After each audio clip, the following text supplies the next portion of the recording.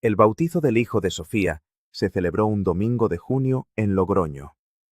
El sol de La Rioja caía con una intensidad implacable sobre los jardines de la finca familiar, una propiedad que el padre de Elena, Ricardo, había adquirido en las afueras de la ciudad como símbolo tangible de una vida de trabajo en el sector de la construcción. Elena y su marido, Javier, llegaron puntuales en su furgoneta de trabajo, un vehículo de 10 años cubierto por una fina capa de polvo del camino rural que conducía a su viñedo. Aparcaron discretamente al final de la hilera de coches de alta gama, junto a los vehículos del personal de catering. Al entrar en el jardín, el sonido de las conversaciones y el tintineo de las copas de champán los envolvieron. Sofía, radiante en un vestido de diseñador que probablemente costaba más que el sistema de riego que Javier había instalado la semana anterior, se acercó a ellos. Su sonrisa era amplia, pero no llegaba a sus ojos cuando miró a su hermana. «Elena, por fin», dijo, su voz con ese tono de afectuosa condescendencia que había perfeccionado a lo largo de los años. «Pensábamos que os habíais perdido entre las viñas». Su mirada se desvió hacia Javier, recorriendo su camisa de lino y sus pantalones de trabajo, limpios pero visiblemente desgastados. Javier, siempre tan auténtico. «Felicidades, Sofía», dijo Elena, ignorando la pulla. Le entregó un pequeño paquete envuelto en papel sencillo. «Es un libro de cuentos tradicional». Sofía lo tomó con la punta de los dedos, como si temiera contaminarse. «Qué detalle tan rústico. Lo pondremos en la estantería de los juguetes, con los demás». Se giró sin esperar respuesta. «Marcos está junto a la piscina con papá. Están hablando de la nueva promoción en Marbella. Deberíais ir a saludar». Marcos, el marido de Sofía, era un gestor de carteras en una importante firma de inversión de Madrid. Su traje de lino color crema estaba impecable y sostenía su copa de champán con un aire de propietario. Al verlos acercarse, interrumpió su conversación con Ricardo para dirigirles una sonrisa que era más una muestra de dientes que una expresión de alegría. «¡La pareja del campo!», exclamó en voz lo suficientemente alta para que los invitados cercanos oyeran. «¿Cómo va la vendimia? ¿O todavía es pronto para la cosecha de este año?» «Todavía estamos en fase de crecimiento, Marcos», respondió Javier con calma. Su voz era grave y pausada, un contraste con la energía nerviosa de su cuñado. «El cuajado ha sido bueno este año, a pesar de la falta de lluvias». «Fascinante», dijo Marcos, aunque su expresión denotaba un aburrimiento absoluto. Se volvió hacia Ricardo. «Como te decía, la rentabilidad esperada del fondo inmobiliario supera el 15% anual. Es una apuesta segura. El ladrillo nunca falla, ¿verdad, suegro?» Ricardo asintió, dando una palmada en la espalda de su yerno. «Este chico sabe lo que hace, no como otros, que prefieren jugar a los agricultores». La mirada de Ricardo se posó en Elena por un instante, una mezcla de decepción y resignación que ella conocía demasiado bien. Elena sintió la mano de Javier en la parte baja de su espalda, un gesto pequeño y firme que significaba: «Estoy aquí, lo soportaremos juntos». Se excusaron y se dirigieron hacia una mesa más alejada, donde su madre, Isabel, supervisaba la disposición de los aperitivos. «Elena, cariño», dijo Isabel sin levantar la vista de una bandeja de canapés. «Tu camisa está un poco arrugada. ¿No tuviste tiempo de plancharla?» «Salimos temprano del viñedo, mamá. Tuvimos que revisar los sensores de humedad del suelo en la parcela norte». «Sensores», repitió Isabel, frunciendo el ceño. «Siempre con vuestras cosas técnicas. Tu hermana Lucía llega tarde, como siempre. Está terminando unas prácticas en un bufete de abogados. Al menos una de mis hijas menores tiene ambición». Lucía, la hermana pequeña, llegó media hora más tarde, disculpándose profusamente. Era la pacificadora de la familia, siempre tratando de suavizar las tensiones. Se sentó junto a Elena y Javier, visiblemente aliviada de encontrar un refugio. Siento el retraso, susurró. Sofía ya me ha enviado 3 mensajes pasivo-agresivos. El ambiente está cargado hoy, ¿no? Es el ambiente habitual, replicó Elena en voz baja. Solo que con más invitados. Durante el resto de la tarde, Elena y Javier se mantuvieron en un segundo plano, observando las interacciones. Escucharon a Sofía y Marcos describir su reciente viaje a las Maldivas, a su padre hablar de sus conexiones políticas en el ayuntamiento y a su madre quejarse del servicio. Nadie les preguntó por su trabajo más allá de los comentarios superficiales sobre el tiempo. Para la familia, su vida en el campo era un concepto abstracto, una especie de pasatiempo excéntrico que se toleraba, pero no se entendía ni se respetaba. Cuando llegó el momento de cortar el pastel, Ricardo pidió la atención de todos. Levantó su copa. Quiero brindar por mi nieto y por mis hijos, Sofía y Marcos, que nos han dado esta alegría. Ellos representan el futuro, el éxito, la continuación de todo lo que hemos construido. Hizo una pausa y su mirada barrió el jardín hasta detenerse en su otra hija. Y también brindamos por Elena y Javier, que han elegido un camino más sencillo. Les deseamos lo mejor en su proyecto. La palabra proyecto quedó suspendida en el aire, cargada de implicaciones. No era un negocio, no era una vida, era un proyecto. Algo temporal, experimental, destinado a no llegar a buen puerto. Los aplausos fueron corteses. Javier no cambió de expresión, pero Elena sintió cómo su mandíbula se tensaba. En el viaje de vuelta, mientras la furgoneta avanzaba por la carretera comarcal, el silencio era denso. El sol poniente teñía de naranja los viñedos que se extendían a ambos lados. Ha sido un día largo, dijo Elena finalmente. Lo ha sido, convino Javier. Giró el volante para tomar el camino de tierra que llevaba a su casa. Marcos parece muy seguro de sus inversiones. Siempre lo parece. Es su principal argumento de venta. La gente que está demasiado segura a menudo pasa por alto los detalles importantes, dijo Javier, más para sí mismo que para ella. Llegaron a su casa, una construcción de piedra rehabilitada en el centro de sus 20 hectáreas de viñedo. Era funcional, sin lujos, pero cada rincón estaba diseñado para su trabajo. Javier aparcó la furgoneta junto al edificio principal, un antiguo almacén que habían convertido en laboratorio y oficina. Voy a comprobar los datos de los drones de esta tarde, dijo Javier. La reflectancia en el sector 7 era anómala. Voy contigo, dijo Elena. Dentro del laboratorio, el contraste con la fiesta familiar era absoluto. Las paredes estaban cubiertas de pantallas que mostraban mapas topográficos, análisis espectrales y series de datos. En el centro de la sala, sobre una gran mesa, había componentes electrónicos, placas de circuitos y prototipos de sensores. Javier se sentó ante el ordenador principal y abrió un programa complejo. En la pantalla apareció una imagen detallada de su viñedo, generada por los datos del dron, con cada cepa individual representada por un punto de color.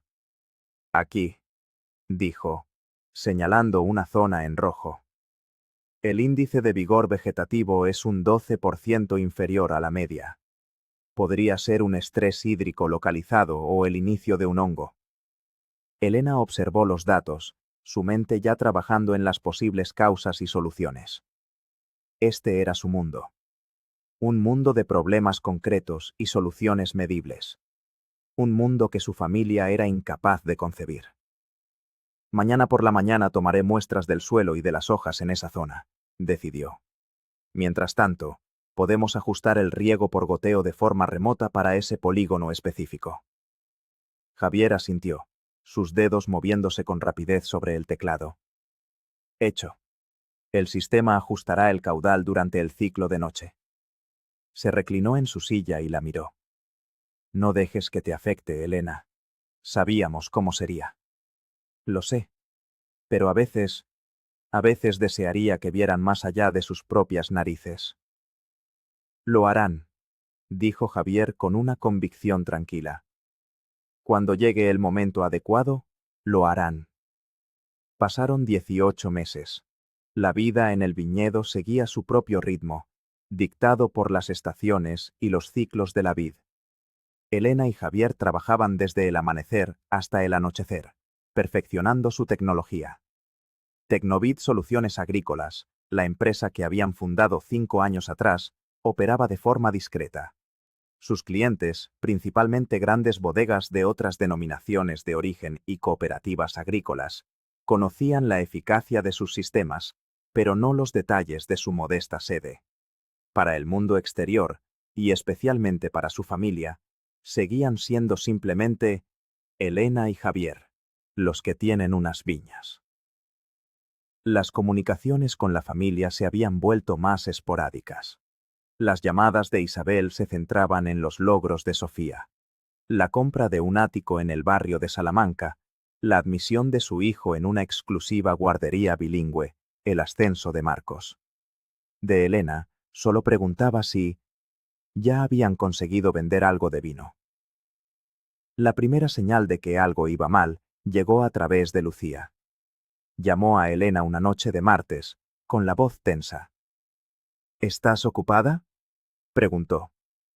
Nunca demasiado para ti. ¿Qué pasa?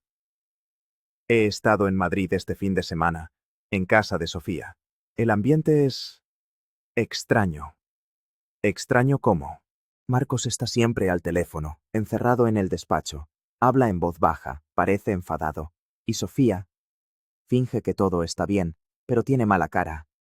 Le pregunté si pasaba algo y casi me arranca la cabeza. Dijo que estaba estresada por el trabajo. El trabajo de Marcos siempre ha sido estresante, comentó Elena. No, esto es diferente. Y otra cosa. Papá y mamá les transfirieron una cantidad importante de dinero el mes pasado. Escuché a mamá hablar por teléfono. Dijo algo como: es para apuntalar la cartera de clientes, Ricardo. Marcos dice que es una oportunidad única. Elena sintió una punzada de inquietud. ¿Cuánto dinero? No lo sé exactamente, pero por el tono de mamá, era mucho. Posiblemente una parte importante de sus ahorros para la jubilación. Después de colgar, Elena le contó la conversación a Javier.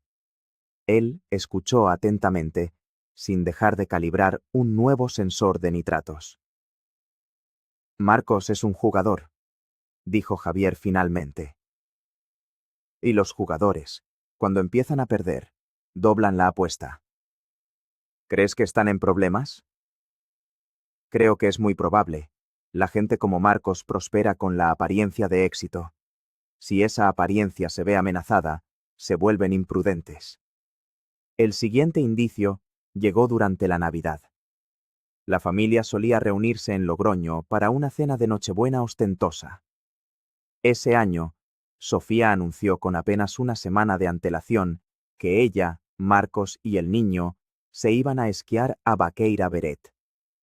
La excusa fue que necesitaban desconectar. Ricardo e Isabel intentaron disimular su decepción, pero el cambio de planes de última hora era inusual. Elena y Javier pasaron la Nochebuena con los padres de ella. La cena fue tensa. Ricardo no paraba de mirar el móvil, esperando una llamada que no llegaba. Isabel hablaba sin cesar de lo agotados que debían de estar Sofía y Marcos por su exigente vida social. Les vendrá bien el aire de la montaña, repetía como un mantra. En febrero, Lucía volvió a llamar. Esta vez, su voz estaba al borde del pánico. Elena, tienes que saberlo. He hablado con una amiga que trabaja en el mismo edificio que Marcos. Se oyen rumores. Rumores muy malos. ¿Qué tipo de rumores?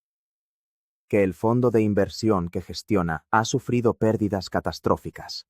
Que ha habido llamadas de margen que no ha podido cubrir. Que la CNMV podría estar investigando. Dios mío. Y lo peor es que creo que papá y mamá lo saben.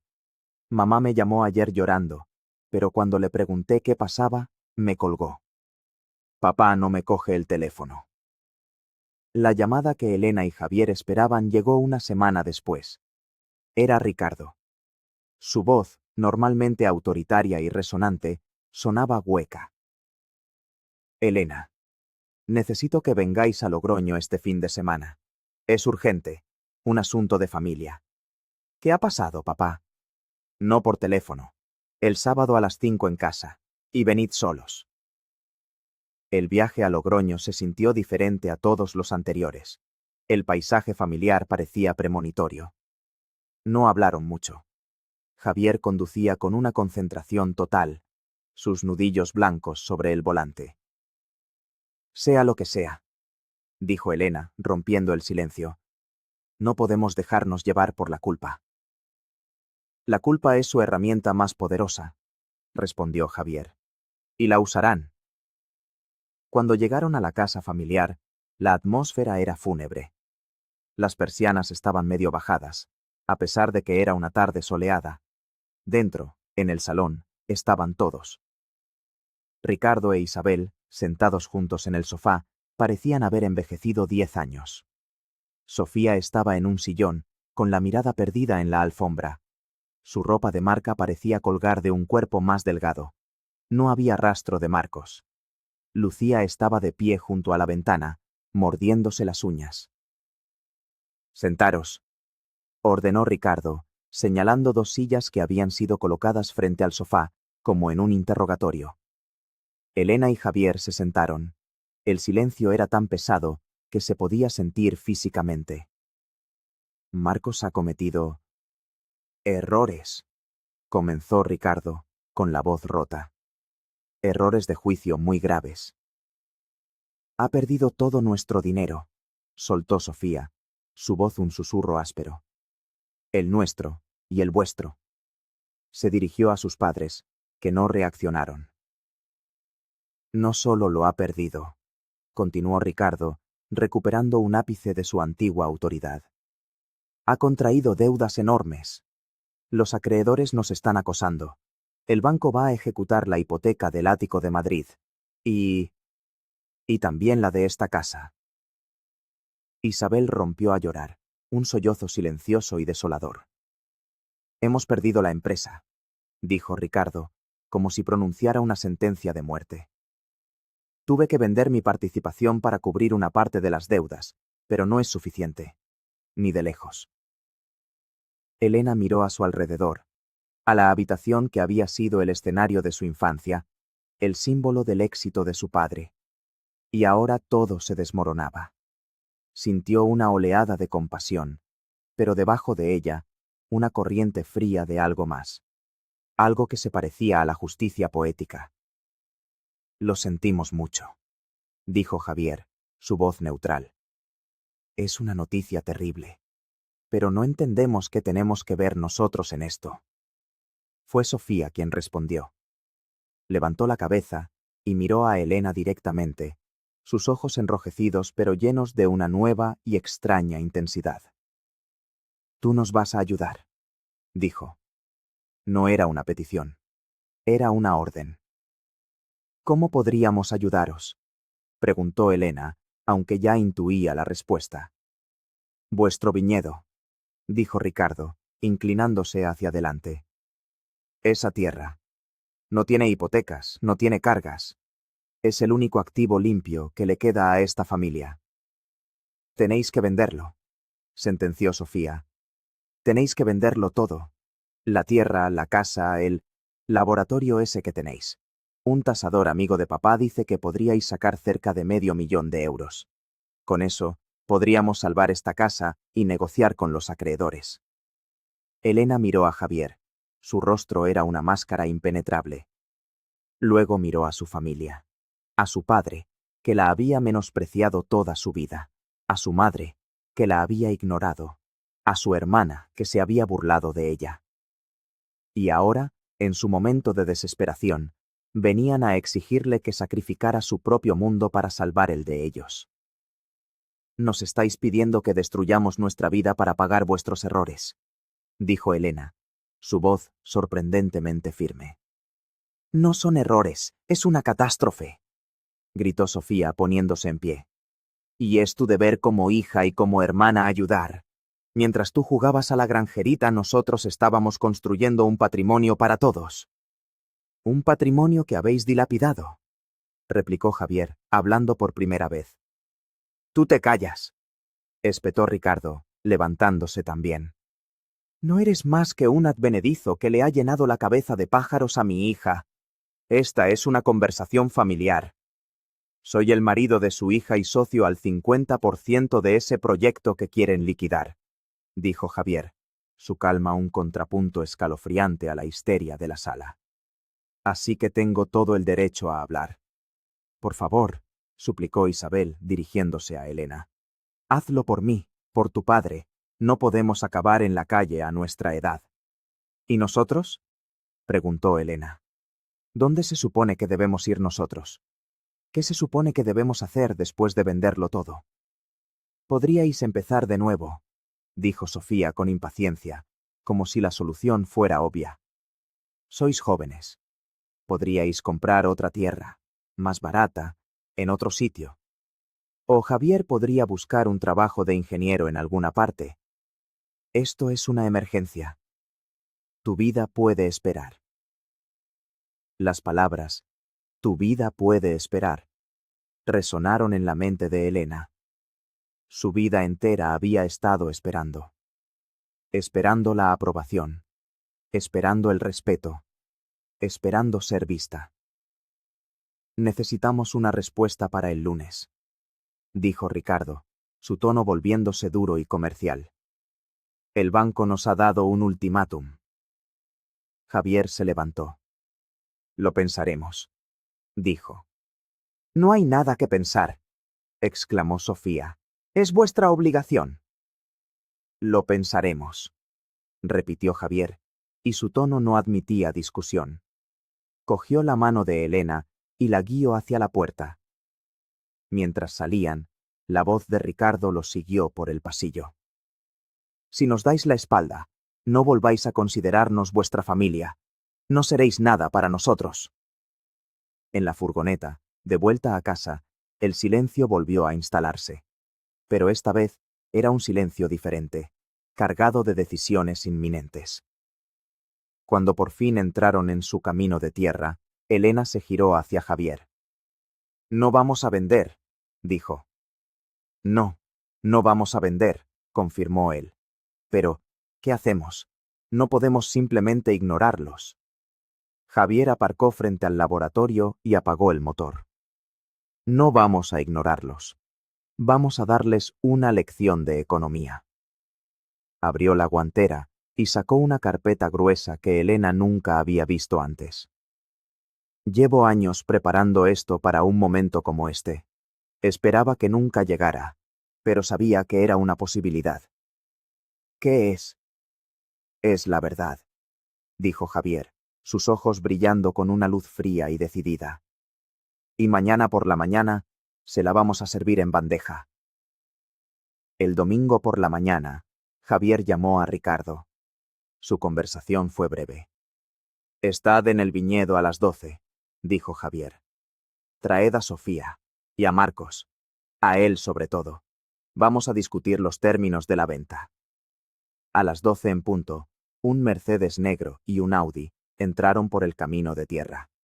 De ellos bajaron Ricardo, Isabel, Sofía y un Marcos demacrado y pálido, que parecía un fantasma de sí mismo. Lucía no estaba con ellos. Javier y Elena los esperaban en la puerta del laboratorio. Pasen, dijo Javier, guiándolos hacia el interior. La familia entró con cautela, sus ojos recorriendo con desconfianza las pantallas, los equipos y los prototipos. Era la primera vez que pisaban ese edificio. ¿Qué es todo esto?, preguntó Sofía con desdén. ¿Vuestro taller de hobbies? Es la sede de Tecnobit Soluciones Agrícolas, S.L., respondió Elena. En el centro de la sala, sobre la gran mesa de trabajo, Javier había dispuesto una serie de documentos en un orden meticuloso. Por favor, acercaos, invitó Javier. Su tono era el de un director de empresa a punto de empezar una reunión de consejo. Como sabéis, estamos aquí para discutir la venta de este activo para solventar vuestros problemas financieros. Ricardo asintió, impaciente. Bien, vayamos al grano. El tasador que enviasteis valoró la tierra y los edificios en unos 500.000 euros, le interrumpió Javier. Una valoración razonable para un viñedo estándar de esta zona. Pero esto no es un viñedo estándar. Javier señaló el primer documento. Esta es la escritura de constitución de Tecnovid, fundada hace 7 años. Elena y yo somos los únicos socios. El capital social inicial fue de 3.000 euros. Luego señaló otro montón de papeles. Estos son nuestros contratos de servicio. Tenemos acuerdos a largo plazo con 15 de las bodegas más importantes de Ribera del Duero, Toro y Rueda. Les proporcionamos análisis de datos, monitorización por drones y sistemas de riego de precisión. Nuestro software de gestión de viñedos es líder en el sector. Cogió otro documento. Este es el balance de la empresa del último año fiscal, auditado por una de las 4 grandes firmas. Como pueden ver, los ingresos superaron los 3 millones de euros, con un beneficio neto de 1,2 millones. El silencio en la sala era absoluto. Isabel se llevó una mano a la boca. Ricardo miraba los papeles como si estuvieran escritos en un idioma alienígena. Y estas, continuó Javier, señalando una pila de documentos encuadernados, son nuestras patentes. 7 patentes europeas y 12 solicitudes internacionales en curso. Para todo, desde nuestros algoritmos de detección temprana de mildiu hasta el diseño de nuestros sensores de suelo autónomos. Un banco de inversión independiente valoró nuestra cartera de propiedad intelectual el mes pasado. Dejó caer un grueso informe sobre la mesa. Valoración conservadora, 18 millones de euros. Sofía se tambaleó y tuvo que apoyarse en la mesa. Marcos parecía que iba a vomitar.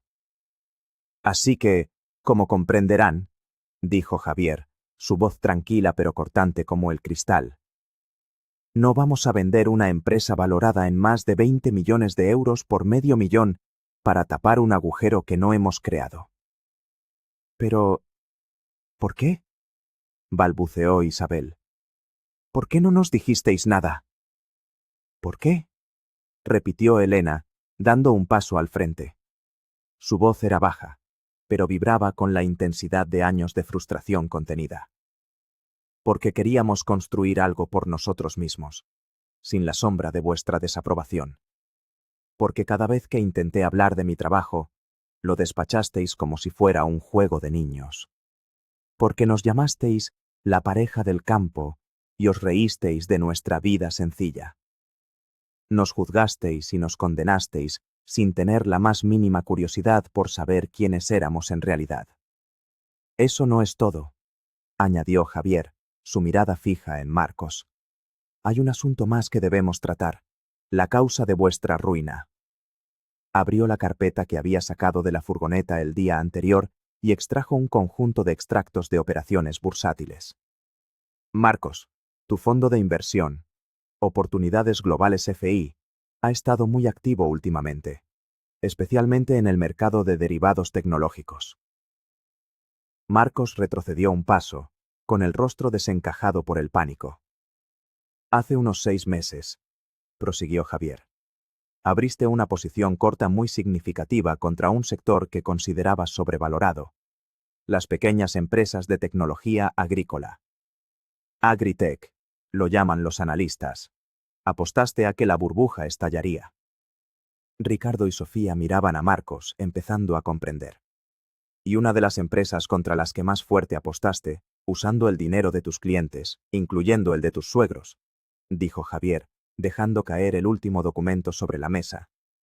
Fue una pequeña y discreta compañía riojana que cotiza en el BME Growth y que ha subido un 300% en el último semestre.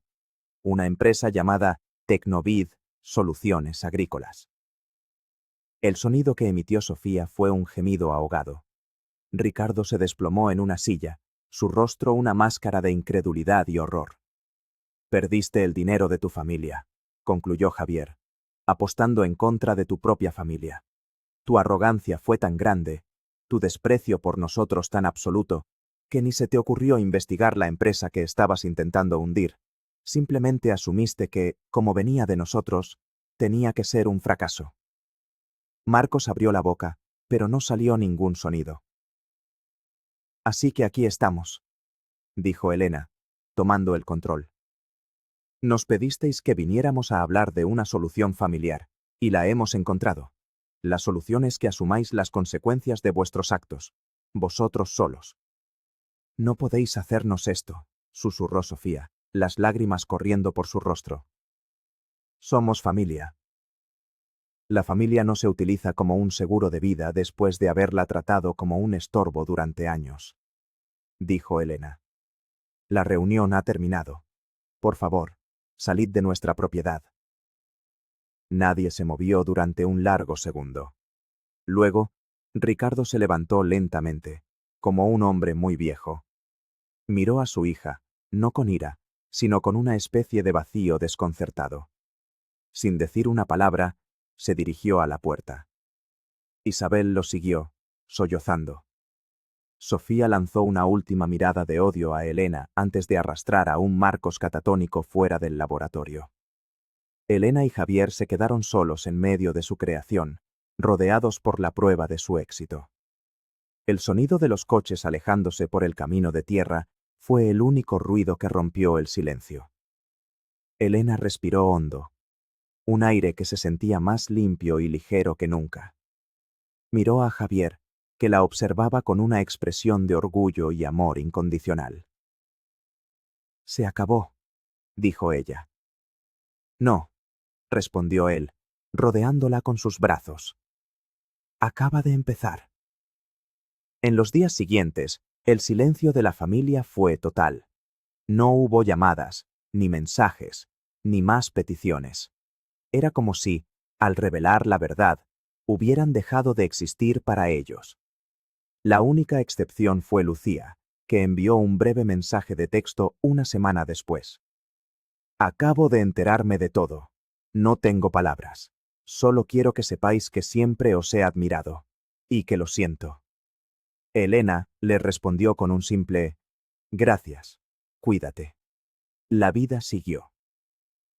Tecnovid cerró un acuerdo de distribución en exclusiva para sus sistemas en California y Oregón. El Ministerio de Agricultura les concedió una subvención importante para un proyecto de I+D sobre la adaptación de la vid al cambio climático. Su trabajo, que antes se sentía como un secreto, ahora era la totalidad de su mundo. Unos meses más tarde, mientras leían las noticias económicas en una tableta durante el desayuno, Elena vio un pequeño titular. El Fondo Oportunidades Globales entra en liquidación. La CNMV inicia un expediente sancionador contra su gestor, Marcos O. No sintió satisfacción, ni alegría vengativa. Solo una tranquila y distante sensación de cierre. Habían construido su vida sobre cimientos de trabajo duro, innovación y respeto mutuo. La de su familia se había construido sobre arena, sobre la apariencia, el estatus y el desprecio. Y al final, cada estructura había soportado el peso que merecía. Esa tarde, mientras caminaban entre las hileras de viñas bajo el sol del atardecer, Elena se detuvo y miró la tierra que se extendía ante ellos. ¿Crees que alguna vez entenderán lo que perdieron?, preguntó. Javier se encogió de hombros. Probablemente no, pero eso ya no es nuestro problema. Nuestro problema es decidir si esta nueva variedad de tempranillo, resistente a la sequía, está lista para las pruebas de campo. Elena sonrió, una sonrisa genuina y libre. Ese es un buen problema para tener. Se tomaron de la mano y siguieron caminando hacia el futuro que habían cultivado ellos mismos, semilla a semilla, línea de código a línea de código, en el corazón de la tierra que su familia había despreciado y que, para ellos, lo era todo.